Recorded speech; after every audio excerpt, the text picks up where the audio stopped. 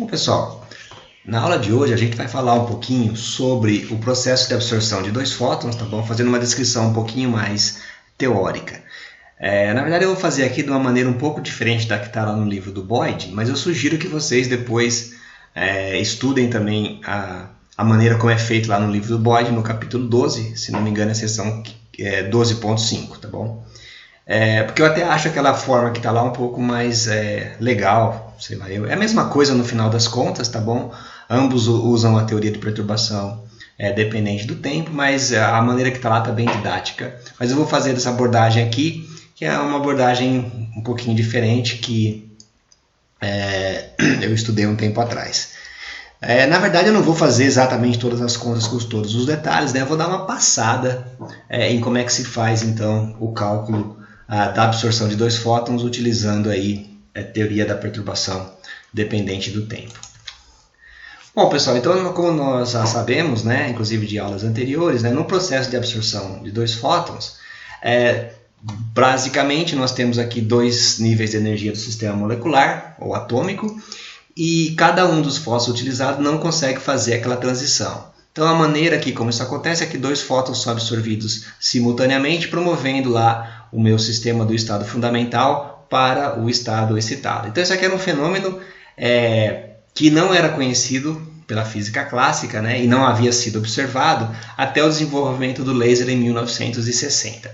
A manifestação mais comum do processo de absorção de dois fótons é a chamada fluorescência por absorção de dois fótons, que acontece quando, mediante então a absorção desses fótons aqui, né, desses dois fótons, ele vai para o estado excitado e aí o material emite luz aqui numa certa região, tá bom? É claro que esses fótons aqui eles têm que estar fora da região de absorção, cada um deles, independentemente, tem que estar fora da região de absorção não linear do material.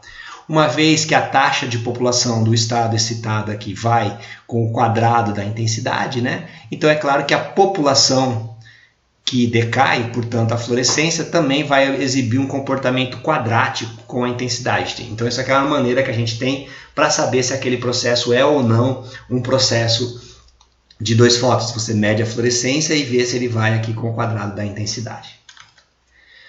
Bom, o tratamento clássico para esse processo de absorção de dois fótons ele foi desenvolvido por Rupert Meyer em 1931, tá bom? E basicamente o que ele faz é que ele assume que dois fótons de um feixe de excitação bastante intenso, né, são absorvidos simultaneamente para o material no mesmo ato quântico, né, levando a molécula então do seu estado fundamental para um nível excitado. Então, basicamente essa é a ideia, né, que você viria com um feixe azul, com um fóton azul que promoveria a absorção linear. Cada um desses fótons amarelos aqui não teriam metade da energia para promover a transição, então não promoveria a transição. Mas, se você tiver um feixe extremamente intenso, pode acontecer que dois fótons sejam absorvidos simultaneamente, levando o seu sistema atômico molecular do estado fundamental para o estado excitado, sendo que esses dois fótons seriam então absorvidos no mesmo ato quântico, tá bom? Bom, para a gente calcular isso daqui, a gente vai usar a teoria da perturbação dependente do tempo. Então, basicamente, o que a gente vai fazer aqui? A gente vai considerar que, inicialmente, né, o nosso sistema ele está lá no estado fundamental, que seria um alto estado aqui do meu hamiltoniano não perturbado, que a gente vai chamar aqui de H0, tá bom? E à medida, então, que a gente interage com a nossa perturbação, que basicamente esse nosso potencial perturbativo V de T, que portanto depende do tempo, né? Que seria lá da nossa onda eletromagnética, à medida que o tempo vai passando, né, outros estados aí, além do ket, que representa lá o nosso estado fundamental, eles vão sendo populados devido a essa interação que aparece aqui, tá bom? Então, no fundo, é claro que a gente aqui não tem um problema de estados estacionários, tá bom? Por quê? Porque, na final das contas, o nosso potencial aqui ele depende do tempo. Portanto, a gente não pode apenas usar aqueles operadores de evolução temporal, tá bom? Porque o hamiltoniano total aqui, ele acaba dependendo do tempo. Então, recapitulando. O que a gente quer saber no final das contas? A gente quer responder basicamente essa pergunta, né? Então, qual que é a probabilidade em função do tempo que o sistema seja encontrado num determinado estado, sei lá eu, N, tá bom? Com N, obviamente, diferente do meu estado inicial, tá bom? Meu estado I, vamos chamar assim.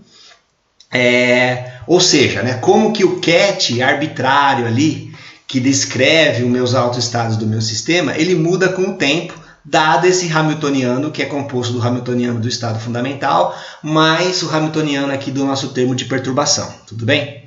Então, basicamente, é isso aqui que a gente quer fazer. Tá bom? Então, a gente quer determinar esse ket aqui, que é como é que ele depende do tempo, né?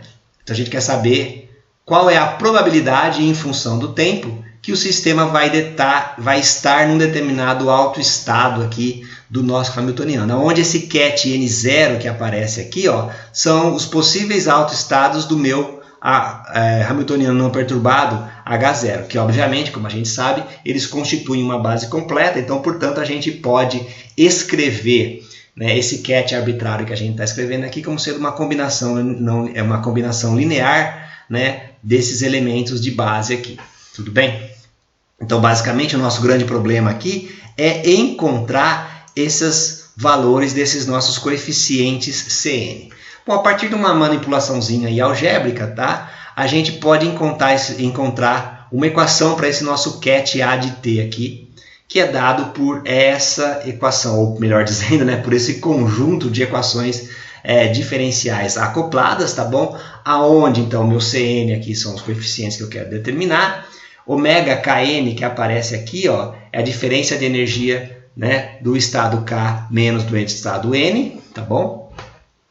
Dividido por H cortado, e esse V aqui é o nosso elemento de matriz da transição devido ao potencial perturbador que a gente tem ali, tá bom? Então isso aqui daqui a pouco a gente apresenta ele, mas vocês já sabem que ele é o elemento de matriz aqui do nosso hamiltoniano. Bom, muito bem.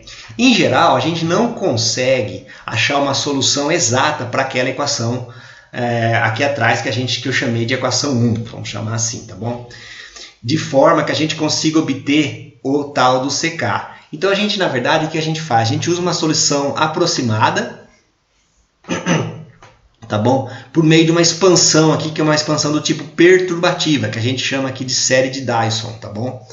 Então, basicamente, qual que é a ideia? No começo, né, no início do nosso sistema aqui, o estado está só no estado inicial, vamos chamar aqui o nosso estado I inicial, ou seja, tá bom? Só I está populado, portanto CK, né, de ordem 0 aqui, ele vai ser o delta de KI, tudo bem? Só tem gente lá no meu estado, então só quando K for igual a I, isso daqui vai dar diferente de 0, tá bom? Qual é a jogada agora? A gente vai usar essa expressão aqui, né? Usar essa condição, se você preferir, no lado direito da nossa equação, tá bom? Para CK0, para assim encontrar o valor de CK1. Então, a gente vai nessa nossa equação aqui, do lado direito eu vou colocar essa quantidade, né? Dada por esse cara aqui, tá bom? Então, vou colocar isso aqui para encontrar quem que é o meu CK1. Tá bom? A gente determina o CK1 e a gente vai seguindo esse procedimento. Quando eu quiser fazer o CK2, tá aqui a equação, não precisava ter voltado lá atrás. Quando a gente coloca aqui o CK0, determina o CK1, coloca o CK1, determina o CK2 e assim sucessivamente, tá bom? Então esse é o procedimento que a gente faz aqui nesse tratamento perturbativo, né? Para encontrar os coeficientes CKs que descrevem o meu ket arbitrário dependente do tempo. Muito bem.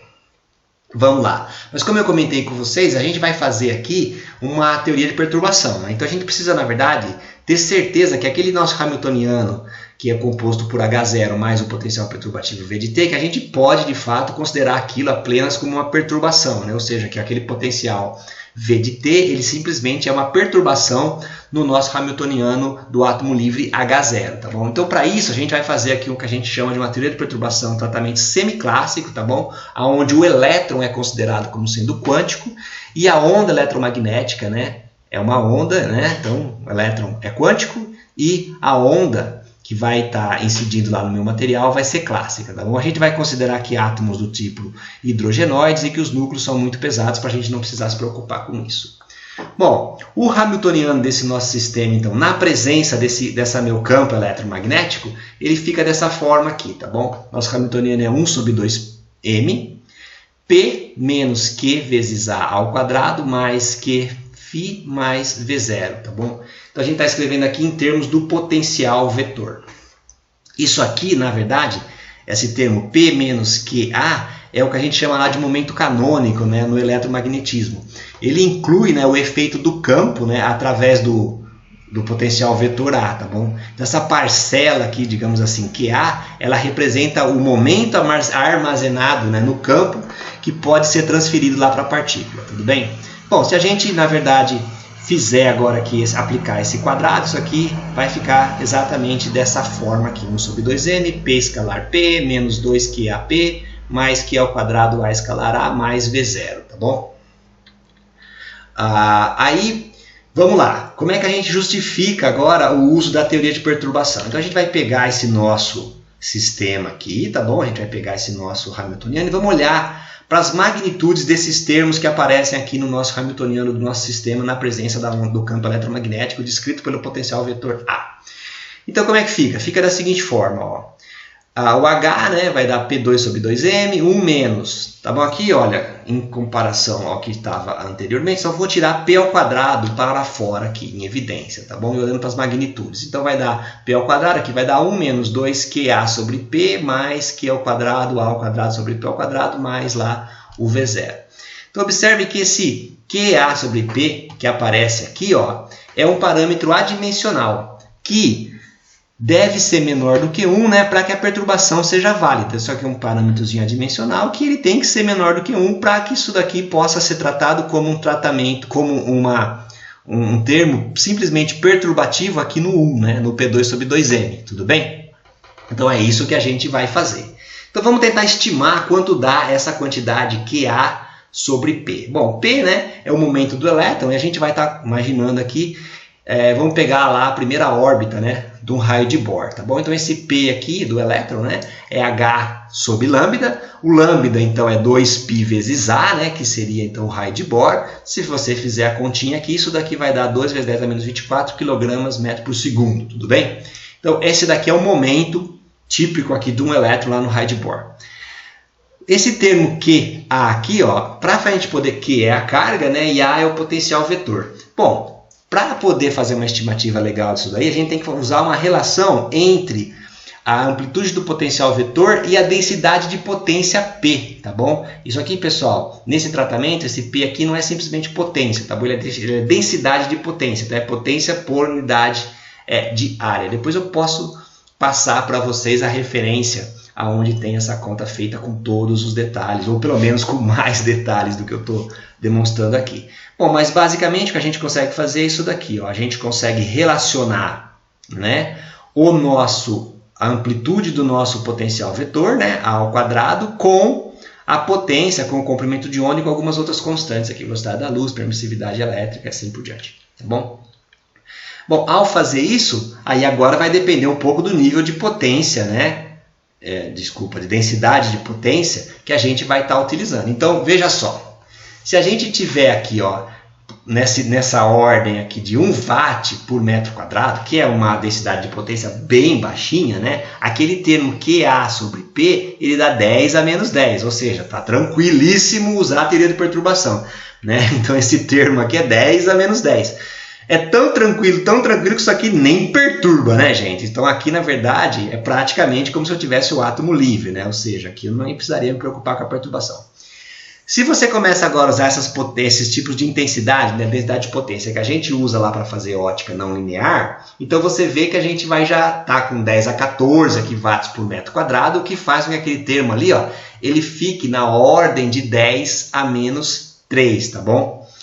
Se você aumenta um pouco aqui, ou melhor dizendo, 100 vezes, né, essa densidade de potência, acaba que isso aqui não serve para nada, acaba não funcionando, porque nessa situação a estrutura eletrônica já começa a ser seriamente alterada pelo material. Você já está numa situação onde você começa realmente a remover material, a romper a rigidez elétrica do material, promover a ablação, ionizar. Então aí esse tratamento aqui já não vale mais, tá bom? Então aqui nós já estamos entrando num tratamento onde você está começando a ionizar o seu sistema. Bom, como a gente sabe, né, para fazer ótica não linear, a gente está interessado em coisas da ordem de gigawatts, a centenas de gigawatts, tá bom? Aproximadamente, né, gente? Pode ser um pouco menor, um pouco maior, dependendo da não linearidade do seu sistema. Ordens de grandeza, tudo bem? Então, olha só, Para esse tipo de densidade aqui, ó, aquele de intensidade, né, ou de densidade de potência, aquele termo 2QAP que apareceu lá no nosso Hamiltoniano, né, esse termo aqui, ó, né, que a gente só reescreveu dessa forma aqui, ele acaba sendo, então ele pode ser considerado apenas uma perturbação no primeiro termo, né, no termo P ao quadrado, tudo bem? Então já está escrito aqui embaixo. Então o meu Hamiltoniano vai ficar aqui, ó, P2 sobre 2M mais V0, que seria o meu Hamiltoniano do meu sistema livre, mais aquele termo QM sobre A vezes P, e como a gente está vendo aqui, nesse regime de intensidade, esse cara aí pode ser considerado apenas uma perturbação, tá bom? E esse termo aqui, bom, esse termo aqui vai ser menor ainda, então ele pode ser completamente desprezado nesse tipo de aproximação usando teoria de perturbação. Bom, vamos então usar aí a teoria de perturbação independente do tempo. Dependente do tempo, falei errado. Então a gente volta para aquela nossa equação lá atrás, tá bom? dA dt é 1 sobre IH cortada, somatória, delta NG, né? Então vamos colocar aqui o delta. Aqui a gente coloca o elemento de matriz, né? QMAP, né? O elemento de matriz aqui.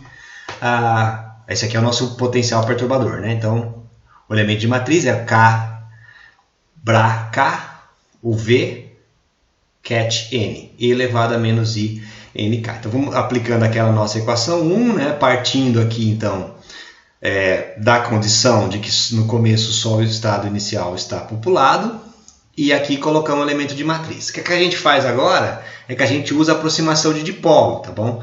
Então a gente tem aqui uma onda monocromática, a gente considera uma onda monocromática, tá bom? Essa aqui é a geometria do nosso sistema, né? O campo elétrico e o magnético perpendiculares. Esse nosso versorzinho E aqui então está na direção que representa então a direção do nosso campo elétrico, tá bom? O versorzinho E aqui na direção Y no caso, tá bom?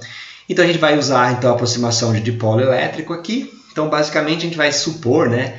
Vai considerar, melhor dizendo, que lambda é muito maior do que a dimensão atômica, tá bom? Então ao fazer isso a gente consegue pegar esse termo aqui do espaço, a gente consegue escrever na aproximação de dipolo dessa forma. Então, ao fazer agora a integração direta da equação anterior, né? Então a gente simplesmente agora a gente faz a integração direta dessa equação para determinar quem que é o meu AK em primeira ordem, tá bom? Então a gente escreve isso aqui dessa forma, tá bom? Então o meu AK fica com essa forma aqui, fazendo a integral então do E elevado a I, ômega GK menos ômega T dt, tá bom? O que a gente faz aqui nesse momento é que a gente reescreve esses termos dessa forma, tá bom? Tira o E para fora aqui, faz uma manipulaçãozinha aqui no nosso P, resolve a integral e aí a gente já escreve aqui, já aparecem essas exponenciais. Bom, isso daqui, na verdade, o que a gente quer calcular, na verdade, é a probabilidade, né, dela estar naquele estado, e para fazer isso a gente tem que determinar, então, o módulo quadrado desse AK. Então eu faço o AK pelo AK complexo conjugado, né? Então esses termos aqui ficam dessa forma. E aí aqui aparece uma função sinc, tá bom? Aparece um seno de x sobre x ao quadrado, tá bom, pessoal? Bom, tanto em geral, bom, voltando, né? Então essa daqui que a gente acabou de calcular é a probabilidade, né, do sistema estar lá num estado K. Tá bom? Então vai ser dado por aquele AK de 1 ao quadrado. Então, se eu quiser calcular aqui o número de moléculas num estado K como função do tempo, né, basta eu saber o número de moléculas que eu tenho lá no meu estado fundamental no tempo t igual a 0, multiplicar pela probabilidade dela estar naquele estado K, e eu determino então qual que é o número de moléculas ou de átomos do meu sistema naquele estado K em função do tempo. Então, isso daqui resolve o nosso problema. É só juntar essa parte aqui da minha solução, né, com essa equação aqui que tem a nossa sinc. Bom, na verdade, né, a gente tem que lembrar o fato que tanto a frequência da luz quanto do material, elas não são definidas com precisão, mas sim dentro de uma certa distribuição, tá bom?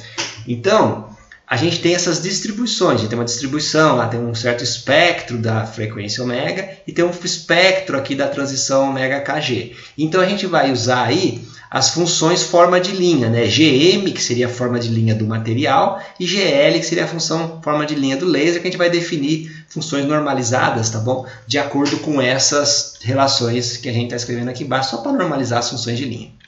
Então a gente vai considerar isso agora no nosso problema. Então lá, o número de moléculas que a gente tem num estado K como função do tempo, né, que a gente viu lá atrás, que era dado por isso daqui, a gente pode então, a partir dele, a gente pode obter, né, a fração aqui, ó, entre o nk de t e o ng0, né, como sendo aquele módulo quadrado que a gente já tinha falado antes. Só que agora eu tenho que fazer então a integração na banda do material e na banda do laser, tá bom? Então basicamente é isso que a gente faz. Então a gente considera agora as bandas do material e as bandas do laser no nosso sistema aqui, tá bom? Então uma integral aqui corre para todas as frequências na banda do material, outra integral corre para todas as frequências na banda do laser. Esses valores que aparecem aqui, ômega barra, então é ômega kg mais ômega sobre 2, e esse delta que aparece aqui, né, é ômega kg menos ômega sobre 2, tá bom? Então é basicamente isso. A gente só está considerando agora que as transições não são, que a transição não é extremamente fina e que o laser também não é extremamente fino. Então eles podem ter, os dois podem ter uma banda e a gente considera isso aqui no nosso problema, tá bom?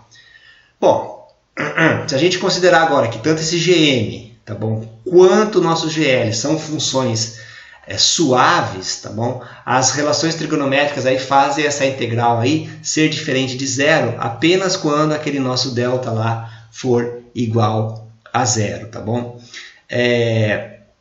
Na verdade, se a gente olhar lá para as funções trigonométricas, né, lá do slide anterior, ela vai ter um pico quando o nosso delta for igual a zero. Então, se Gm e Gl são funções que são suaves e contínuas, aí, a função trigonométrica força, de uma certa forma, a conservação de energia, fazendo com que o integrando aí, ele vai ser nulo em todo o espectro, exceto quando o nosso deltinha for igual a zero, né? Deltinha igual a zero significa que ômega kg é menos ômega igual a zero, portanto ômega kg é igual a ômega, tá bom?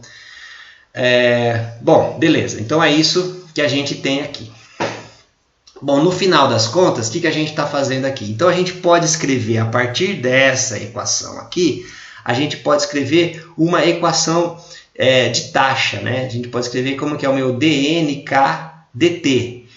Porque você vê aqui no final das contas que aparece um fator linear no tempo aqui, ó. Se você olha para essa equação, você vê que essa razão aqui, ó, ela vai linear com o tempo.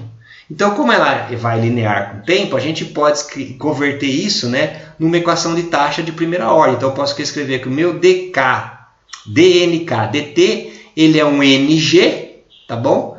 Vezes o WGK1. Quem que é o WGK1? WGK1, né, é todo mundo que está ali em cima, né, com exceção do tempo. Tá bom? Então é isso que a gente está escrevendo aqui, que é o que a gente muitas vezes chama de taxa de transição, né? Então, a taxa com que eu populo, o estado K, ele é proporcional à população do estado G vezes a taxa com que eu promovo as transições do estado G para o estado K. E essa taxa, então, é dada aqui pelo que sobra dessa função tirado T, tá bom? Então, a gente transforma essa nossa equação aqui, observando que ela é linear no tempo, numa equação de taxa de primeira ordem aqui, fechou? Então é isso que a gente faz. Muito bem.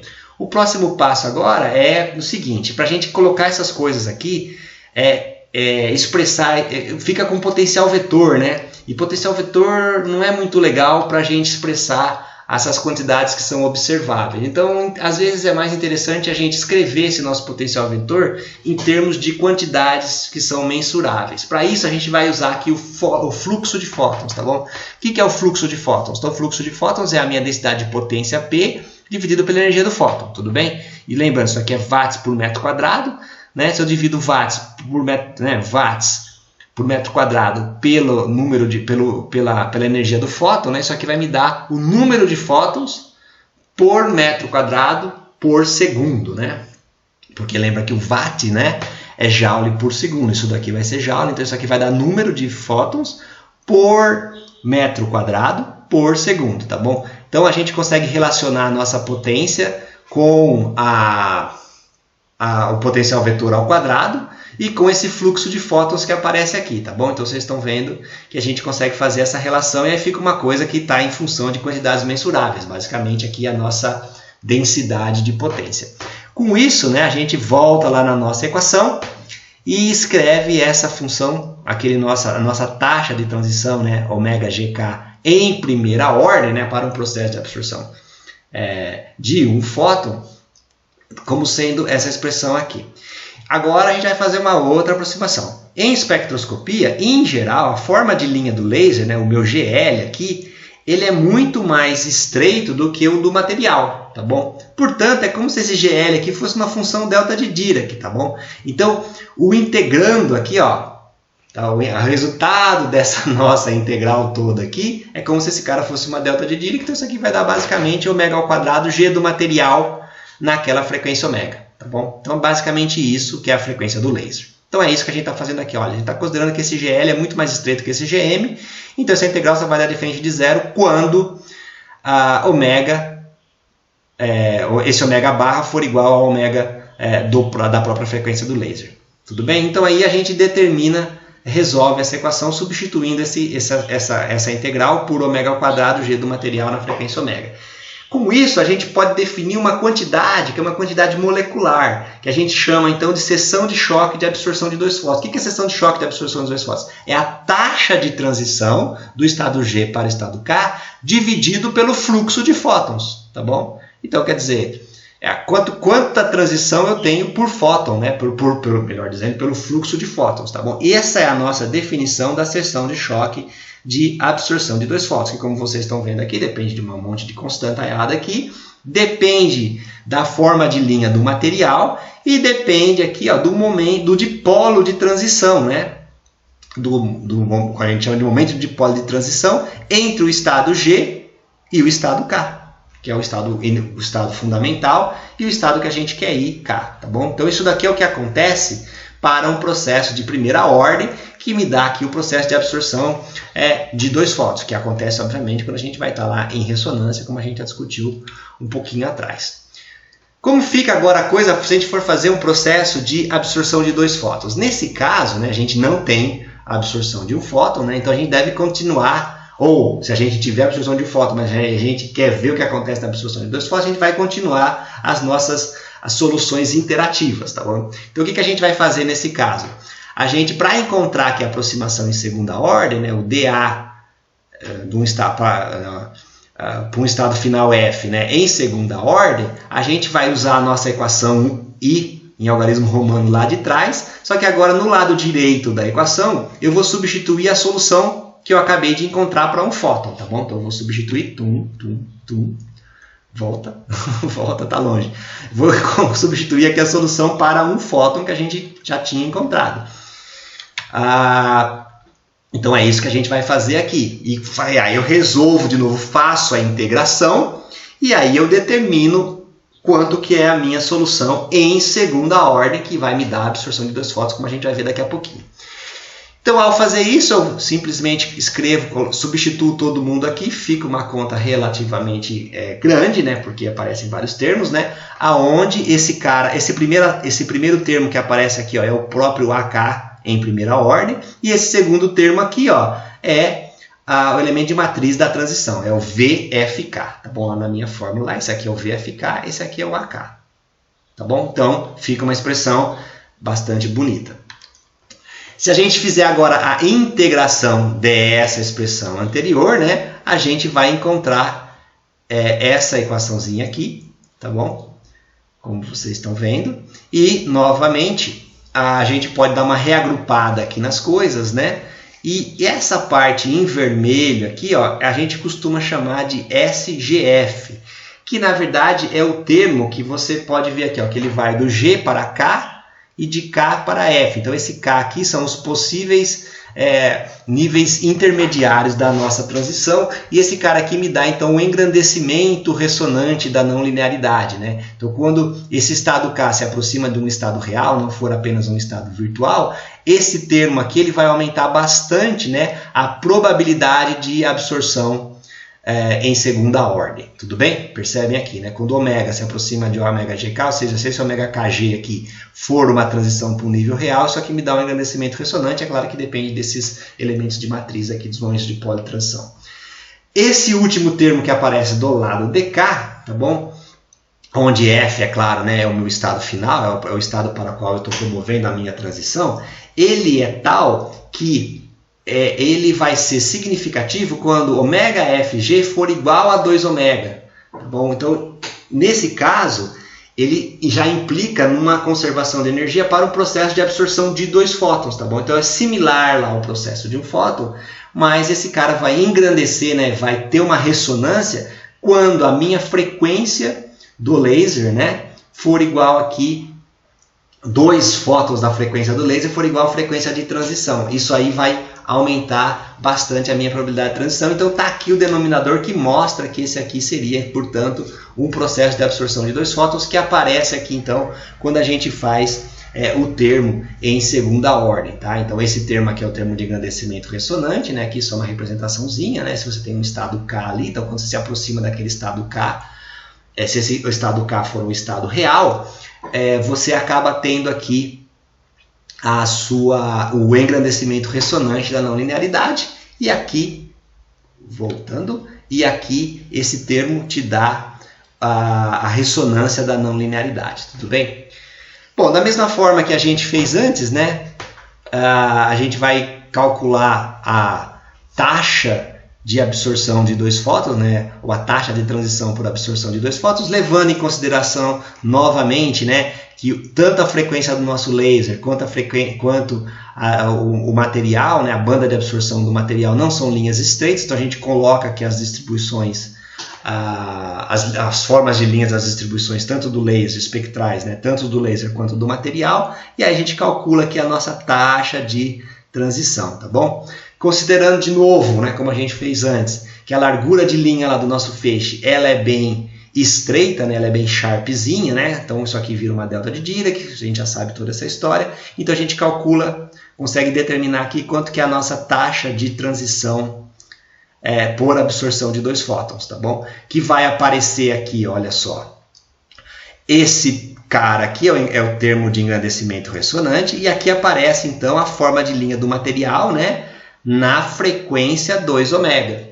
Então, e a forma de linha do material depende do tipo de alargamento que você tem lá para o seu material. Se o material tem alargamento homogêneo ou heterogêneo, isso daqui vai ser uma lorentziana ou uma gaussiana centrada na frequência 2 ômega, tá bom? Então você tem aqui os dois termos que quem já fez um pouquinho de ótica linear ou já viu algum seminário aí, que a gente muitas vezes consegue determinar. A gente consegue determinar tanto o termo de engrandecimento ressonante, quanto esses termos aqui que dizem respeito às formas de linha para uma transição do estado G para o estado F no processo de absorção de 2 fótons.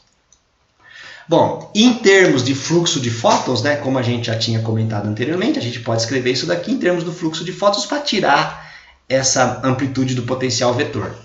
Ao fazer isso, aquela minha transição ela fica escrita aqui desta forma, tá bom? Então, se você reparar, ó, agora essa transição ela depende do fluxo de fótons ao quadrado. Então, aqui a nossa taxa, né, a nossa taxa de excitação para o estado excitado, né, para o estado F, num processo de 2 fótons, né, que a gente calculou aqui pela segunda ordem, ele depende do fluxo de fótons ao quadrado. Enquanto que se você voltar um pouquinho aqui atrás, ó, e a gente olhar, esse cara aqui, ó, ele depende do fluxo linear aqui, né? Depende, aqui já tá a seção de choque aqui, ó. Depende do fluxo. Então, o processo de um fóton, ele depende do fluxo de fótons. O processo de 2 fótons, ele depende do fluxo de fótons ao quadrado. Bom, e aí novamente a gente pode definir essa grandeza molecular, né, que é a seção de choque de 2 fótons, que é nada mais do que a taxa de transição do estado F para o estado G em segunda ordem, dividido pelo esse fluxo de fótons ao quadrado, que aí fica escrito dessa forma, tá bom? Isso daqui é o que a gente, na verdade, chama, né, denomina de seção de choque de absorção de 2 fótons. Então, só para ilustrar para vocês aí o uso desse tipo de expressão, né? Então aqui a gente consegue fazer lá os Z-scans individuais, né, as varreduras Z individual, como a gente já conversou. A partir desses ajustes a gente determina o coeficiente de absorção de 2 fótons. A partir do coeficiente de absorção de 2 fótons, a seção de choque de absorção de 2 fótons experimental, que estão plotadas aqui nesse gráfico, né, com os pontinhos em azul. A linha em vermelho representa então o fitting, né, obtido com essa expressão que eu expliquei anteriormente para vocês. Então aqui tem, olha, a parte do engrandecimento ressonante e esse termo aqui, e esse pico aqui, né, relativo então à forma de linha da absorção de 2 fótons centrada, como você pode ver aqui, ó, em 2 ômega, né? Você vê que a frequência de essa aqui é espectro de absorção linear, só para comparação, né? Então você vê que está mais ou menos aqui em torno de 500 nanômetros, né? O estado de energia, então 500 nanômetros, você vê que a absorção de 2 fótons dá com o máximo ali em 1000 nanômetros. Bom, pessoal, então de uma visão assim mais macroscópica dessa história toda, né? A gente sabe lá que a gente tem até um processo de terceira ordem e, portanto, que o processo de Q3 aqui, né? A parte imaginária do Q3, então, está relacionado ao coeficiente de absorção de 2 fótons, então, que seria aqui o alfa 2, tá bom? Então, isso aqui vem aqui dessa dependência linear, né, da absorção da absorção total do material com a intensidade. Bom, se a gente imaginar que a gente tem, então, um processo de absorção total, quando a gente tem absorção multifotônica, a gente tem absorção linear, mais alfa 2 vezes I, absorção de 2 fótons, mais alfa 3 vezes I ao quadrado, que é a absorção de 2 fótons, e assim por diante. Nessa visão mais macroscópica, a gente poderia lembrar que a seção de choque, né, ela é proporcional à absorção dividido por N, né, onde N é a densidade de átomos ou moléculas, né, em átomos por centímetro cúbico. Portanto, a nossa seção de choque então vai dar, eu pego essa expressão aqui de cima e divido por N, tá bom? Então vai dar alfa 0 sobre N, que nada mais é do que a seção de choque de absorção linear. Só que aí esse termo vai dar alfa 2 sobre N vezes I, alfa 3 sobre N vezes I ao quadrado. Essa grandeza, alfa 2 sobre N, é chamado de seção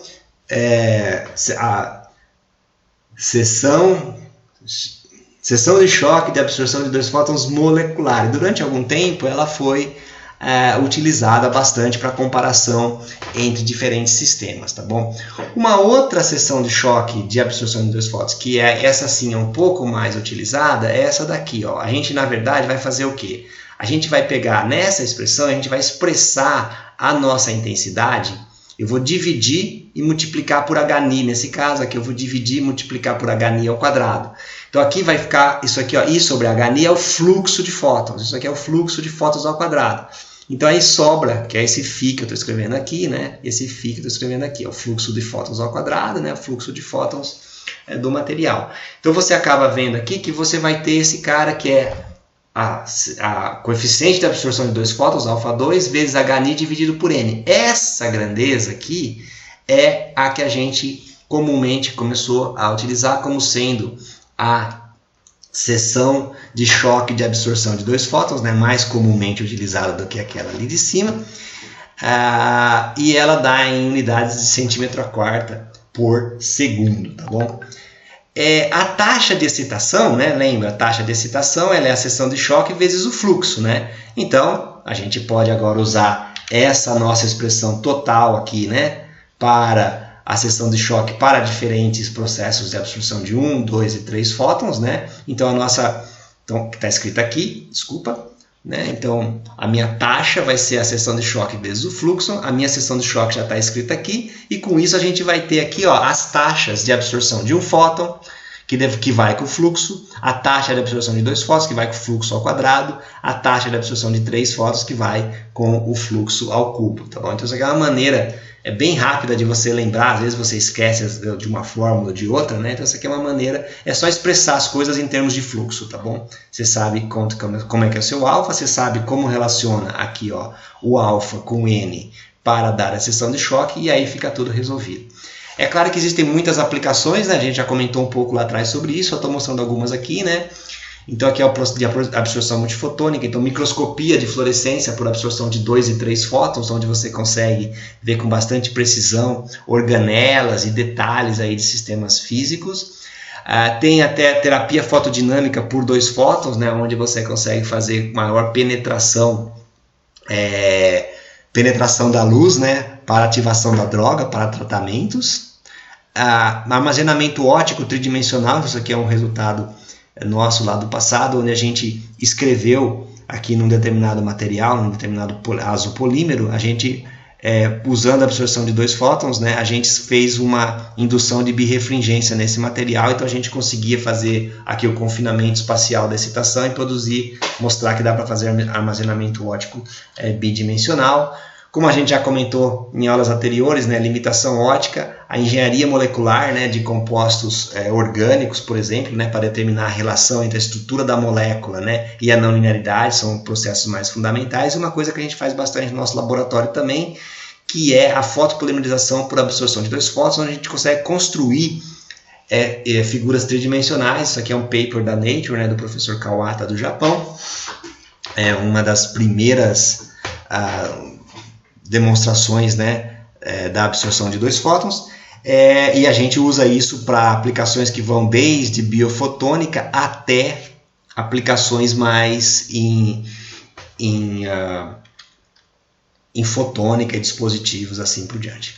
Bom, pessoal, então o que eu queria passar para vocês hoje era esse cálculozinho rápido aí de como, sem muitos detalhes, né, mas mostrando ali como é que é o caminho, como é que se faz esse tipo de conta para você, quem tiver interesse para estudar depois isso aí um pouco mais aprofundadamente. Como eu falei para vocês, vale a pena olhar lá no livro do Boyd, no capítulo 12, que é feita uma conta bastante semelhante a essa, né, com uma abordagem um pouco diferente, está bem didático, mas eu achei legal fazer desse jeito porque o outro já está bem explicadinho lá no Boyd, então vocês conseguem acompanhar bem, e aí vocês sabem aí que tem essas duas maneiras de calcular, usando teoria de perturbação dependente do tempo, a taxa ou a seção de choque da absorção multifotônica de materiais. Bom, pessoal, por hoje então é só. Até a próxima aula.